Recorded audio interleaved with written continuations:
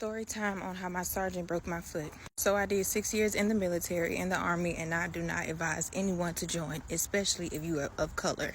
So when we was running, I had sprained my ankle, so I had got put on profile, and we had an upcoming field event where we had to go to California for 3 months. Now, if you was on profile, you could not go out on the field because you were not going to be able to work due to profile limitations. And no one can break your profile. It's against the regs. They end up sending all the black people anyway because they didn't want none of the black people to stay behind and not work. So they end up telling me that I was going to be put in white cell. White cell is basically where you go when you don't have to do any heavy lifting or be actually in the field. Like you go to the field, but you'll basically be working in an office. So my sergeant ended up having me hold a flat rack up for him. Now, if you don't know what a flat rack is, it's what connects on the back of a truck. So say, for instance, when you're driving and you see certain trucks with a load on the back, like it can be a chip truck, it can be like company trucks.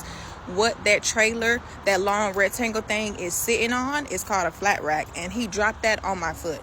So he asked me to hold it. And then when I got ready to pass it to him, he dropped it and it fell on my foot. And my foot literally bruised up.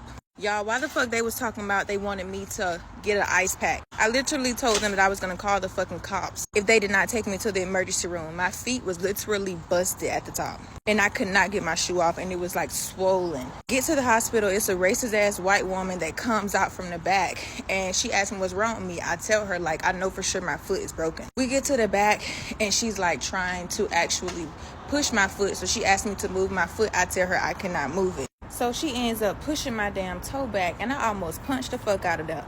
So she ends up telling me she don't think my foot is broken even though it's bruised and literally bleeding and it's so swollen. She's because grown men come in here with broken body parts and they literally be screaming to the top of their lungs. So she thinks because I'm a girl, I'm not stronger than a man. What a dummy. Anyways, fast forward to when she come and bring me my test results. So she comes back an hour later and she's looking so fucking sad and she apologizes to me. She's I'm so sorry. I apologize to you. We got your x-ray back and your foot is broken in 3 spots. So they end up putting a cast on my foot and I'm you know what? I want my fucking money. So they end up telling me I was going to get med boarded.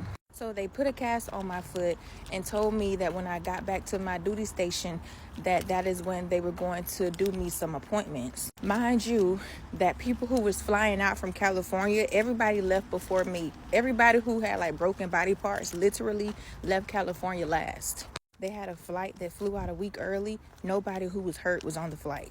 So when I make it back to my actual duty station, that is when they tell me that they don't have any appointments and they are booked out for 8 months. So my foot got broken in August. I didn't see them again until March when they scheduled me for April 19th to take my cast off. So I had to heal my foot on my own. They also covered it up. They didn't want it to be known. Because number one, they was not supposed to send me to the field to begin with. Then to know that a sergeant did it. Then to know the treatment that I got in the hospital. How the fuck are you going to tell somebody they're not in pain or their body part is not broken because they're not crying?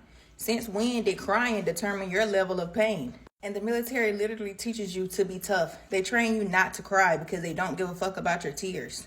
So I didn't have not one doctor's appointment, no physical therapy, no checkups, no follow-ups because they didn't want record of it. Also, when it came down to them doing an x-ray at the end for my benefit, so when they get ready to take the cast off, that's when they do an x-ray to determine how much money I'm going to get. They gave me 70%. Because they had waited almost a fucking year, my foot was not in the same damage and condition that it was when it first broke. That's also another thing that they like to do as well. They like to play with time because the more that time go by, when you go in for your exams to try to get you some money for your injuries, they know you're not going to be the same hurt that you was when it first happened. So it's going to lower your percentage. I went from 100 to 70. 70 is still not a bad number, but you still cheated me 30. Bitch, I want my 30%.